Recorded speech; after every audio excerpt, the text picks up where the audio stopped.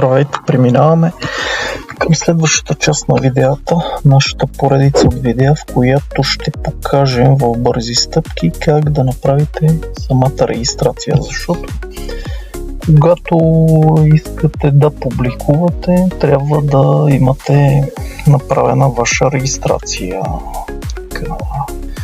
Тук идвате на вход регистрация, отгоре ще видите регистрация на нов акаунт. Така, това е моя. Така, тук си пишете име и фамилия си попълвате. Примерно Иван Иванов. Ела,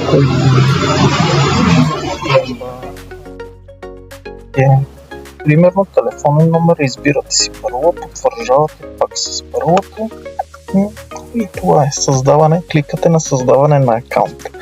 След това на имейла ще получите код с потвърждение или кликаем линк, не помня как беше, който за да кликнете или да въведете кода и така да потвърдите на платформата, че сте вие, че сте реалният човек и вече регистрацията ви е създадена.